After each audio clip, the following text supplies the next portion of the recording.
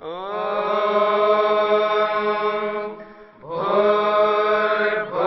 स्वः तत्सवितुर्वरेण्यं भर्गो देवस्य धीमहि धियो यो नः प्रचोदयात्।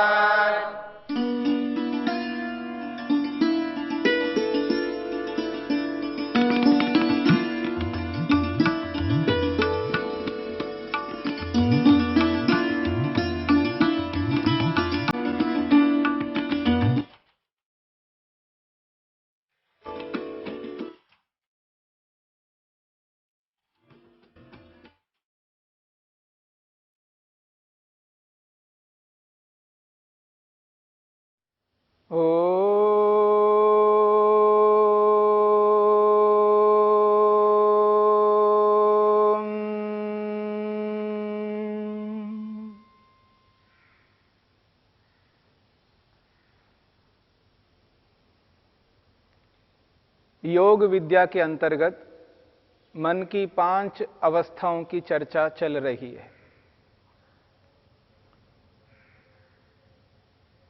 प्रथम सूत्र अथ योगानुशासनम।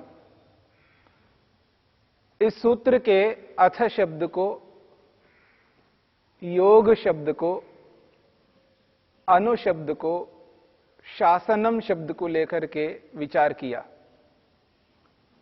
महर्षि वेदव्यास ने मन की 5 अवस्थाओं की चर्चा की और इन 5 अवस्थाओं में समाधि रहती है, परंतु इन 5 अवस्थाओं में रहने वाली प्रत्येक समाधि को योग स्वीकार नहीं किया। केवल 2 अवस्थाओं में रहने वाली समाधि को ही योग स्वीकार किया है। एकाग्र अवस्था में और निरुद्ध अवस्था में रहने वाली जो समाधि है उसी को योग माना है।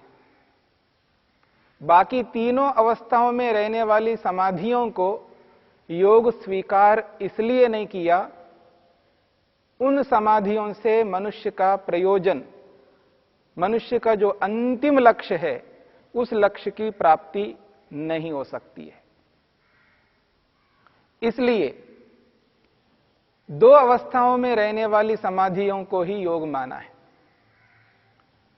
समाधि का अर्थ प्रत्यक्ष है, आपके सामने आया है, साक्षात्कार है, दर्शन है।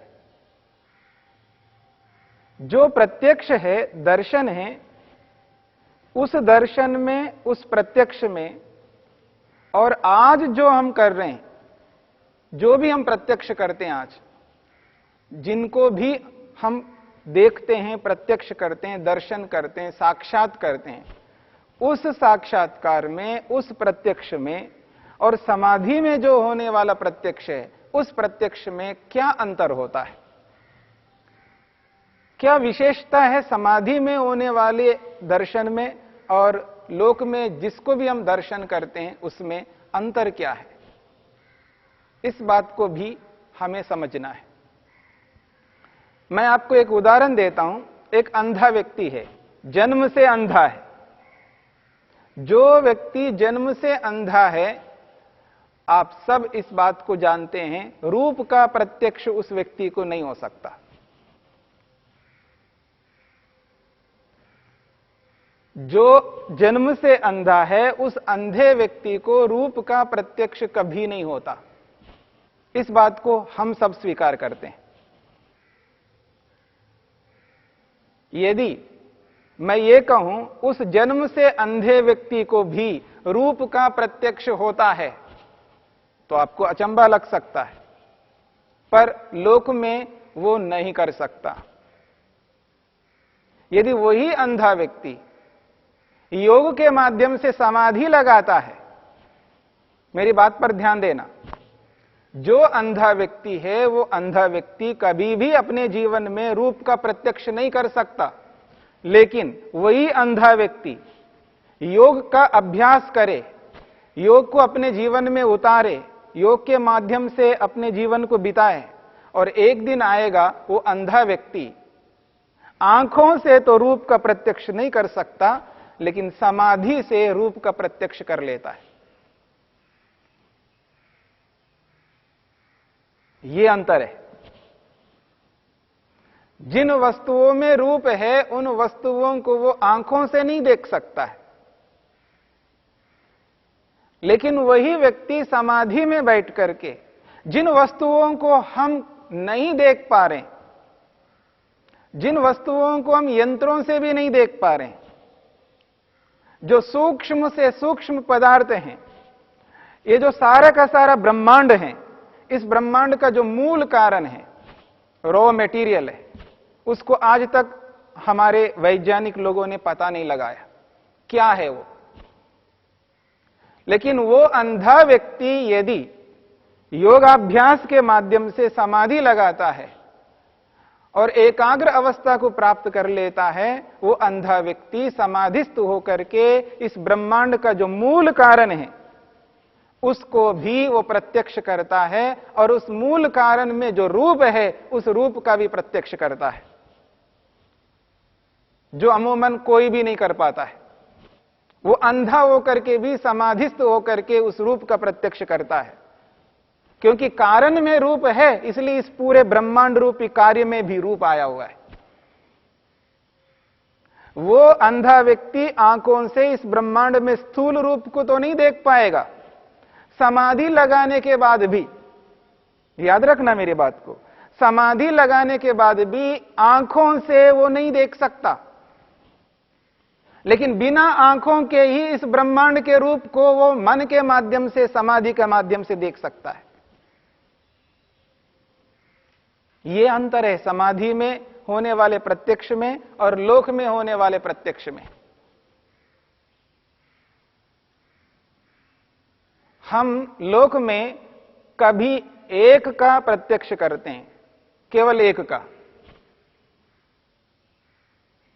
मैं दूर बैठ करके आपको देख रहा हूं, आंखों से प्रत्यक्ष कर रहा हूं, नेत्रेंद्रिय के माध्यम से आपको देख पा रहा हूं, रूप को देख पा रहा हूं।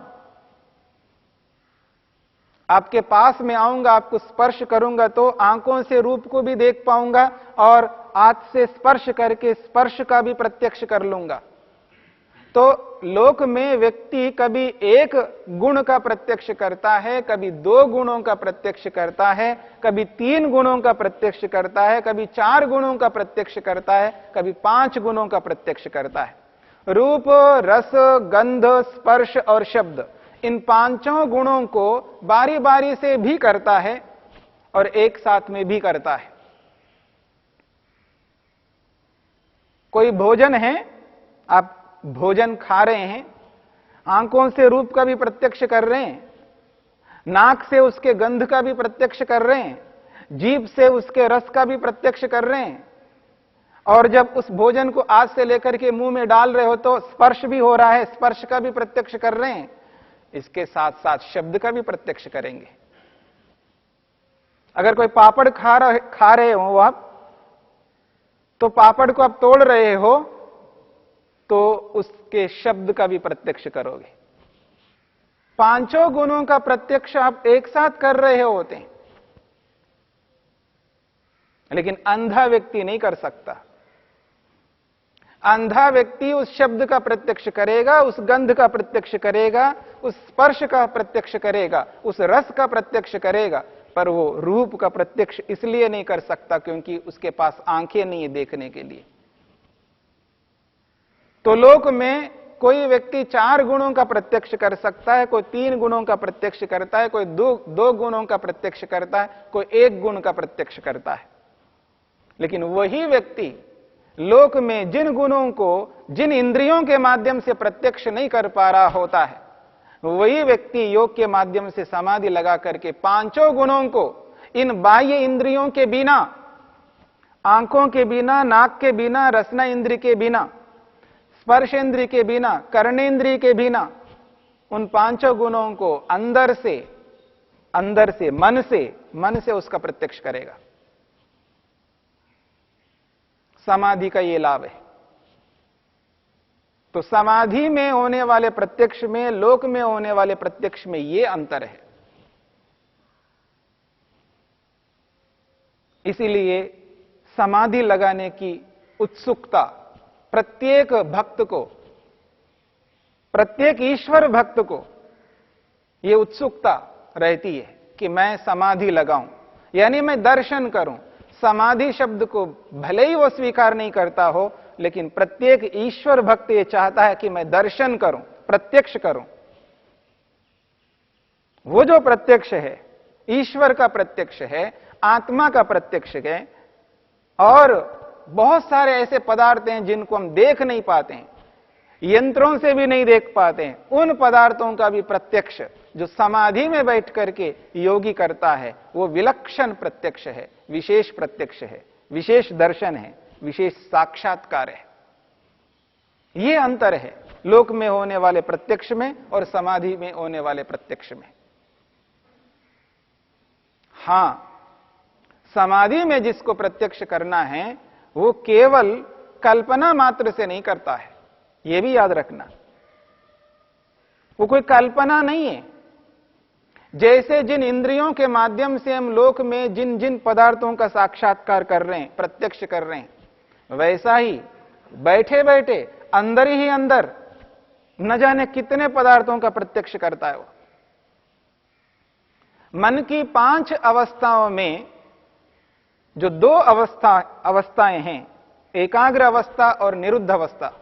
एकाग्र अवस्था में जो समाधि लगती है, जो प्रत्यक्ष होता है, जो दर्शन होता है, साक्षात्कार होता है, उस एकाग्र अवस्था में होने वाले दर्शन में वो दुनिया भर के पदार्थों का प्रत्यक्ष करता है, जो सूक्ष्म है, जो आंखों से, यंत्रों से दिखते नहीं है, और जिन पदार्थों को आज तक वैज्ञानिक लोगों ने भी, साइंटिस्टों ने भी नहीं कर पाए।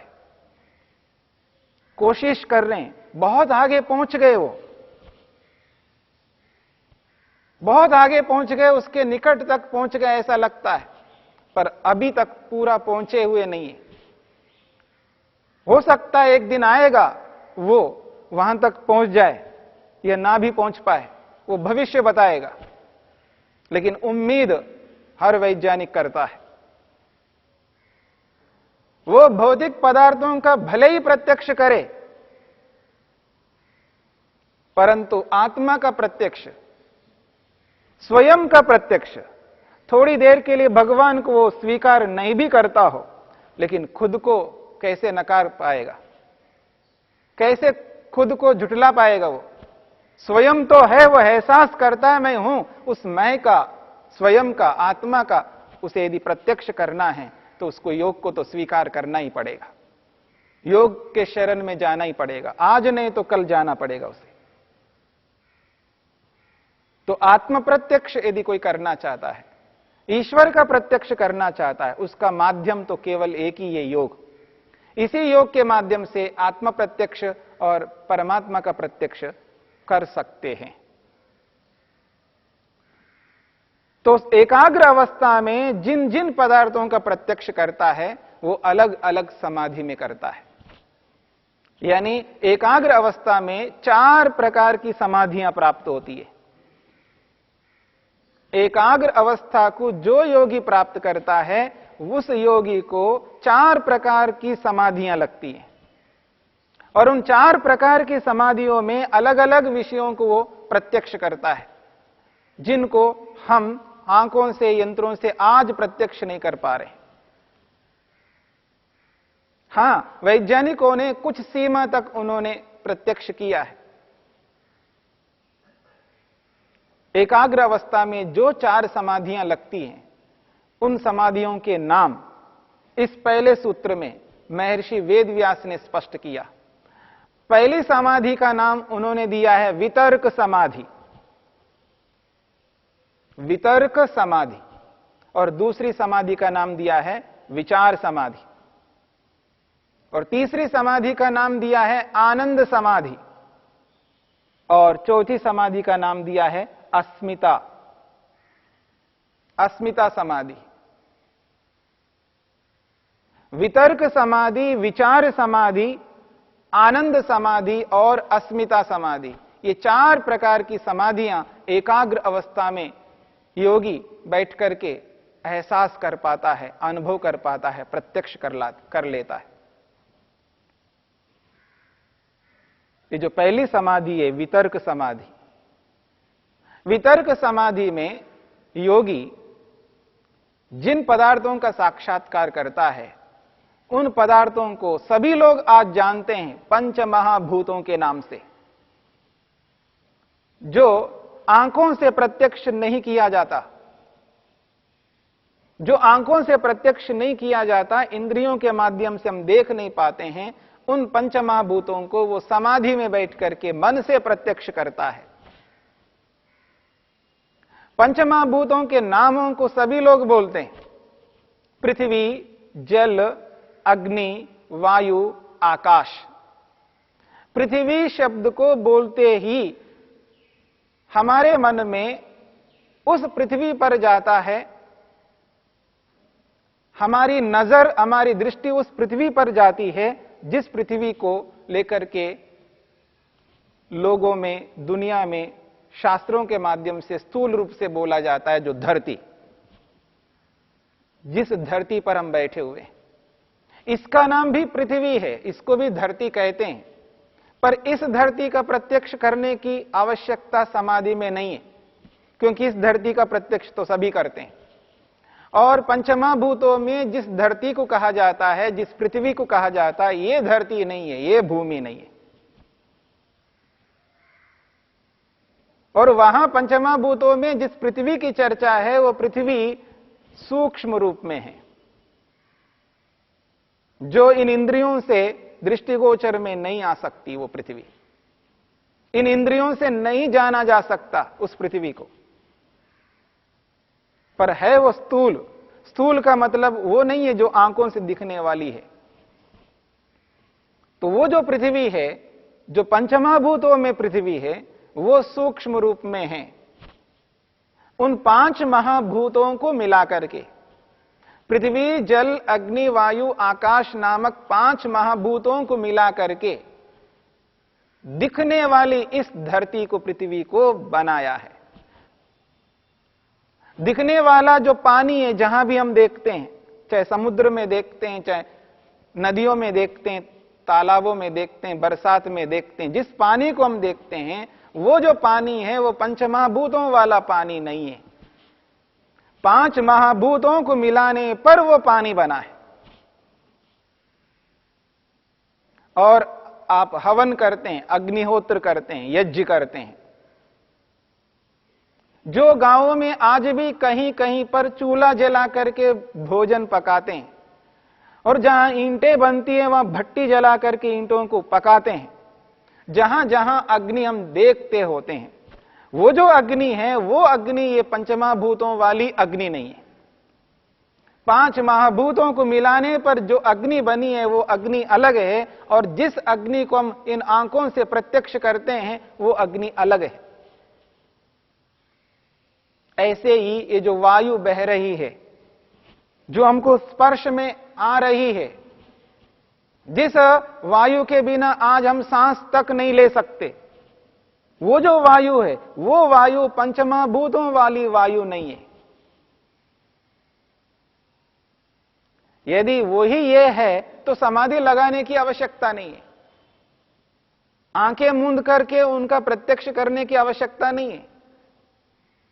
जो भी स्वयं की अनुभूति करता हो, मैं हूं इसका एहसास करता हो, ऐसा हर व्यक्ति बिना समाधि के इन चीजों का प्रत्यक्ष करता है।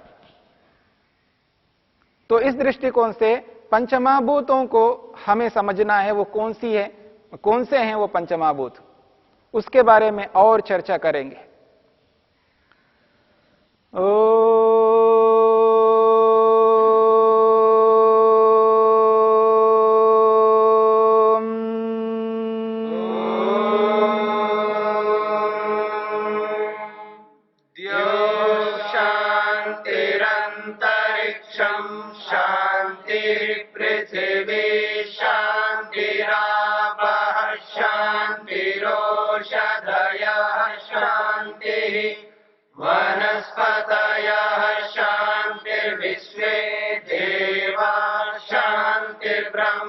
शांति शान्ति शान्तिरेव शान्ति क्षमा शान्तिरेधि ॐ शान्ति शान्ति शान्तिः